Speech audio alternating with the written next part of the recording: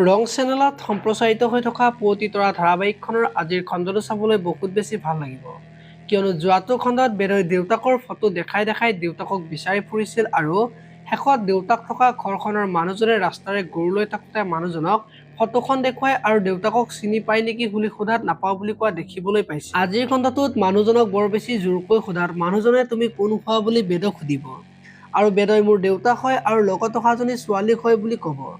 আৰু তেতিয়া মানুহজনে কোনো কাৰণত তোমালোক ৰমাকান্তৰ ল'ৰা ছোৱালী হ'ব নোৱাৰা বুলি বেদক ক'ব আৰু বেদই কিয় বুলি সুধিব আৰু বেদহঁতক দেউতাকৰ ওচৰলৈ লৈ যাব আৰু দেউতাকে তই কেনেকে গম পালি বুলি বেদক সুধিব আৰু তেতিয়া বেদই মই তোমাক নিবলৈ আহিছোঁ বুলি দেউতাকক ক'ব। এতিয়া বাৰু দেউতাকে বেদৰ লগত যাবনে দেখিবলৈ পাব আজিৰ খণ্ডটোত। এইফালে আকৌ অনুৱে আজি মাকৰ লগত বেংকত যাব আৰু বাহিৰত আহি বেদক ফোন কৰিব আৰু সেইখিনি সময়তে মাক আহিব আৰু অনু তই কাৰ লগত কথা পাতি আছা বুলি সুধিব আৰু অনুৱে কাম এটাৰ কাৰণে মানুহ এজনৰ লগত কথা পাতি আছিলোঁ বুলি মাকৰ আগত ক'ব আৰু মাকে তই মোক মিছা কোৱা নাইতো বুলি অনুক সুধিব। এতিয়া বাৰু অনুৱে কি ক'ব দেখিবলৈ পাব আজিৰ খণ্ডটোত। আপোনালোকে পুৱতি তৰা ধাৰাবাহিকখন চাই কেনেকুৱা পায় কমেণ্ট কৰি জনাব আৰু যদি চেনেলটো প্ৰথমবাৰৰ বাবে চাই আছে তেতিয়াহ'লে চেনেলটো ছাবস্ক্ৰাইব কৰি ভিডিঅ'টোত এটা লাইক কৰি দিব। ধন্যবাদ।